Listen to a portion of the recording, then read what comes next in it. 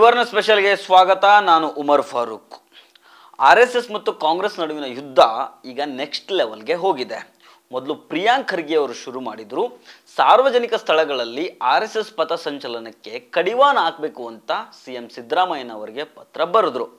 ಇದಾದ್ಮೇಲೆ ಯಾವುದೇ ಸಂಘ ಸಂಸ್ಥೆಯಾಗಲಿ ಸಾರ್ವಜನಿಕ ಸ್ಥಳಗಳಲ್ಲಿ ಏನೇ ಕಾರ್ಯಕ್ರಮ ಮಾಡಬೇಕಂದ್ರೂ ಅನುಮತಿ ಪಡ್ಕೊಂಡೇ ಕಾರ್ಯಕ್ರಮ ಮಾಡಬೇಕು ಅನ್ನೋ ನಿಯಮವನ್ನು ರಾಜ್ಯ ಸರ್ಕಾರ ಮಾಡಿತು. ಈ ಸಂದರ್ಭದಲ್ಲಿ ಪ್ರಿಯಾಂಕ್ ಖರ್ಗೆ ಅವರ ಮೇಲೆ ಬಿಜೆಪಿಯವರು ಮುಗಿಬಿದ್ರು. ಬರೀ ರಾಜ್ಯದಲ್ಲಷ್ಟೇ ಅಲ್ಲ, ರಾಷ್ಟ್ರ ಮಟ್ಟದಲ್ಲಿ ಪ್ರಿಯಾಂಕ್ ಖರ್ಗೆ ವಿರುದ್ಧ ಬಿಜೆಪಿ ನಾಯಕರು ವಾಗ್ದಾಳಿ ನಡೆಸಿದ್ರು. ಆದರೆ ಪ್ರಿಯಾಂಕ್ ಖರ್ಗೆ ಮಾಡಿದ ಆರೋಪಗಳ ಬಗ್ಗೆ RSS ನಾಯಕರು ತುಟಿ ಪಿಟಿ ಕಂದಿರಲಿಲ್ಲ. ಸಾಮಾನ್ಯವಾಗಿ RSSನವರು ತಮ್ಮ ಮೇಲೆ ಎದುರಾಗುವ ಆರೋಪಗಳ ಬಗ್ಗೆ ಉತ್ತರ ಕೊಡೋದಕ್ಕೆ ಹೋಗೋದಿಲ್ಲ. ಅವರು ಉತ್ತರ ಕೊಡದೇನೆ ನುಣುಚಿಕೊಳ್ಳೋ ಕಲೆ ಚೆನ್ನಾಗಿ ಗೊತ್ತಾಗಿದೆ ಅವರಿಗೆ. ಆದರೆ ಯಾವಾಗ ಪ್ರಿಯಾಂಕ್ ಖರ್ಗೆ ಅವರು RSS ವಿರುದ್ಧ ತಮ್ಮ ಟೀಕೆಗಳನ್ನು ಇನ್ನಷ್ಟು ಪ್ರಖರವಾಗಿ ಮಾಡೋದಕ್ಕೆ ಶುರು ಮಾಡಿದ್ರು, RSSನ ಆಸ್ತಿ ಮೂಲಕ್ಕೆ ಕೈ ಹಾಕಿ ಅವರ ಆಸ್ತಿ ಪಾಸ್ತಿಗಳನ್ನು ಕೆದ್ಕೋದಿಕ್ಕೆ ಶುರು ಮಾಡಿದ್ರು, ಆಗ RSSನವರು ಮಾತಾಡೋದಕ್ಕೆ ಶುರು ಮಾಡಿದ್ರು. ದತ್ತಾತ್ರೇಯ ಹೊಸಬಾಳೆ ಮಾತಾಡಿದ್ರು, ಕಲ್ಲಡ್ಕ ಪ್ರಭಾಕರ್ ಭಟ್ಟ ಕೂಡ ಮಾತಾಡಿದ್ರು. ಪ್ರಿಯಾಂಕ್ ಖರ್ಗೆ ಅವರು ನಮ್ಮ ಶಾಖೆಗೆ ಬಂದು ಒಮ್ಮೆ ನೋಡಲಿ ಅಂತ ಆಹ್ವಾನ ಕೊಟ್ಟರು. ಇಷ್ಟೇ ಅಲ್ಲ, RSSನ ಸರಸಂಘ ಚಾಲಕರಾಗಿರೋ ಮೋಹನ್ ಭಾಗವತ್ ಕೂಡ ಪ್ರಿಯಾಂಕ್ ಖರ್ಗೆ ಅವರ ಪ್ರಶ್ನೆಗಳಿಗೆ ಉತ್ತರ ಕೊಡಬೇಕಾಗಿ ಬಂತು. RSS ಯಾಕೆ ನೋಂದಣಿ ಮಾಡ್ಕೊಳ್ತಾ ಇಲ್ಲ, ಅವರಿಗೆ ಹಣ ಎಲ್ಲಿಂದ ಬರುತ್ತೆ ಅಂತ ಪ್ರಿಯಾಂಕ್ ಖರ್ಗೆ ಪ್ರಶ್ನೆ ಮಾಡಿದ್ರು. ಇದಕ್ಕೆ ಉತ್ತರ ಕೊಟ್ಟಿರೋ ಮೋಹನ್ ಭಾಗವತ್, RSS ಶುರುವಾಗಿದ್ದು 1925ರಲ್ಲಿ.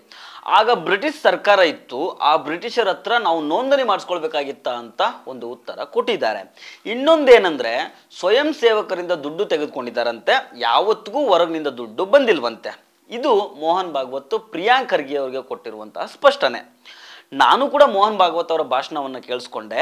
ಅವ್ರು ಹೇಳಿದ್ದು, ಬ್ರಿಟಿಷರ ಹತ್ರ ನಾವ್ಯಾಕೆ ರಿಜಿಸ್ಟರ್ ಮಾಡಿಸ್ಕೊಳ್ಬೇಕಾಗಿತ್ತು ಅಂತ.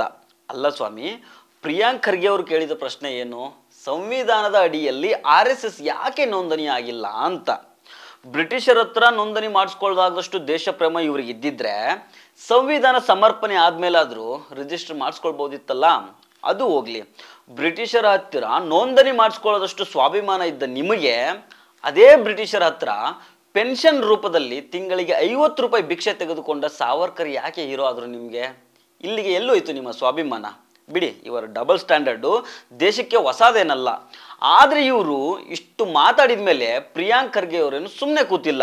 ಸ್ವಯಂ ಸೇವಕರಿಂದ ದೇಣಿಗೆ ತೆಗೆದುಕೊಳ್ತೇವೆ, ಅದರಿಂದನೇ ಸಂಘದ ಕೆಲಸ ಮಾಡ್ತೇವೆ ಅಂತ ಕೇಳಿದ ಮೋಹನ್ ಭಾಗವತರಿಗೆ ಪ್ರಿಯಾಂಕ್ ಖರ್ಗೆ ಅವರು ಸಾಲು ಸಾಲು ಪ್ರಶ್ನೆಗಳನ್ನು ಕೇಳಿದ್ದಾರೆ. RSSಗೆ ದೇಣಿಗೆ ಕೊಡೋ ಸ್ವಯಂ ಸೇವಕರು ಯಾರು, ಅವರನ್ನು ಹೇಗೆ ಗುರುತಿಸಲಾಗ್ತದೆ ಅಂತ ಕೇಳಿದ್ದಾರೆ. ಅಂದರೆ ರಿಜಿಸ್ಟರ್ ಆಗಿರೋ ಸಂಘಟನೆಯಲ್ಲಿ ಒಬ್ಬೊಬ್ಬ ಕಾರ್ಯಕರ್ತನ ಮಾಹಿತಿ ಇರುತ್ತೆ.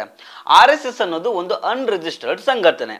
ಸೊ ನಿಮ್ಮ ಸಂಘಟನೆಯಲ್ಲಿ ನಿಮ್ಮ ಕಾರ್ಯಕರ್ತರನ್ನ ಹೇಗೆ ಗುರುತು ಮಾಡ್ತೀರಿ ಅಂತ ಪ್ರಿಯಾಂಕ್ ಖರ್ಗೆ ಅವರು ಪ್ರಶ್ನೆ ಮಾಡಿದ್ದಾರೆ. ಇನ್ನು ತುಂಬಾ ಪ್ರಶ್ನೆಗಳನ್ನು ಮಾಡಿದ್ದಾರೆ. ಅವರ ಟ್ವಿಟರ್ನ ಒಮ್ಮೆ ಚೆಕ್ ಮಾಡಿದ್ರೆ ಗೊತ್ತಾಗುತ್ತೆ ನಿಮಗೆ. ಇದರ ಜೊತೆಗೆ RSS ಬಗ್ಗೆ ಮತ್ತೊಂದು ಸ್ಫೋಟಕ ವಿಚಾರವನ್ನ ಪ್ರಿಯಾಂಕ್ ಖರ್ಗೆ ಅವರು ಬಯಲಿಗೆ ಎಳೆದಿದ್ದಾರೆ. RSS ನಮ್ಮ ರಾಷ್ಟ್ರ ಧ್ವಜಕ್ಕೆ ಅಗೌರವ ತೋರಿ 100 ವರ್ಷಗಳಾಗಿವೆ ಅಂತ ಆರೋಪ ಮಾಡಿರುವ ಸಚಿವ ಪ್ರಿಯಾಂಕ್ ಖರ್ಗೆ ಇದಕ್ಕೆ ಸಂಬಂಧಿಸಿದ ದಾಖಲೆಗಳನ್ನು ಬಿಡುಗಡೆ ಮಾಡಿದ್ದಾರೆ. RSS 1948ರ ಫೆಬ್ರವರಿ 24ನೇ ತಾರೀಕು ರಾಷ್ಟ್ರ ಧ್ವಜವನ್ನು ಹೇಗೆ ಅವಮಾನಿಸಿತ್ತು ಅನ್ನೋದನ್ನ ಕೇಂದ್ರ ಗೃಹ ಸಚಿವಾಲಯ ಪಂಜಾಬ್ನ ಮುಖ್ಯ ಕಾರ್ಯದರ್ಶಿಗೆ ಬರೆದ ಪತ್ರ ಇಲ್ಲಿದೆ ಅಂತ ಅದಕ್ಕೆ ಸಂಬಂಧಿಸಿದ ದಾಖಲೆಗಳನ್ನು ಬಿಡುಗಡೆ ಮಾಡಿದ್ದಾರೆ. RSS ರಾಷ್ಟ್ರ ಧ್ವಜಕ್ಕೆ ಅಗೌರವ ತೋರಿ 100 ವರ್ಷ, ಸ್ವಾತಂತ್ರ್ಯ ಹೋರಾಟಕ್ಕೆ ದ್ರೋಹ ಬಗೆದು 100 ವರ್ಷ, ಭಾರತದ ಸಂವಿಧಾನವನ್ನು ವಿರೋಧಿಸಿ 100 ವರ್ಷ, ರಾಷ್ಟ್ರ ವಿರೋಧಿತನಕ್ಕೆ 100 ವರ್ಷ ಅಂತ ಪ್ರಿಯಾಂಕ್ ಖರ್ಗೆ ಆರೋಪ ಮಾಡಿದ್ದಾರೆ. ಒಟ್ನಲ್ಲಿ ಕೆರಳಿರೋ ಖರ್ಗೆ RSS ವಿರುದ್ಧ ನಿರಂತರವಾಗಿ ಮುಗಿಬೀಳ್ತಾ ಇದ್ದಾರೆ. ಇಷ್ಟು ದಿನ ಯಾರು ಏನೇ ಮಾತಾಡಿದ್ರು ಸುಮ್ಮನೆ ಇರ್ತಾ ಇದ್ದ RSS ಮಂದಿ ಕೂಡ ಪ್ರಿಯಾಂಕ್ ಖರ್ಗೆ ಅವರ ಆರೋಪಕ್ಕೆ ಉತ್ತರ ಕೊಡ್ತಾ ಇದ್ದಾರೆ. ಅಂದ್ರೆ RSSಗರು ಬೀದಿಗೆ ಬಂದು ಉತ್ತರ ಕೊಡೋ ಸ್ಥಿತಿಗೆ ಪ್ರಿಯಾಂಕ್ ಖರ್ಗೆ ಅವರು ತಂದು ನಿಲ್ಲಿಸಿದ್ದಾರೆ. ಸೊ ಫ್ರೆಂಡ್ಸ್, ಇದು ಇವತ್ತಿನ ತ್ರಿವರ್ಣ ಸ್ಪೆಷಲ್. ಮತ್ತೆ ಭೇಟಿ ಆಗ್ತಿರೋಣ. ನಮಸ್ಕಾರ.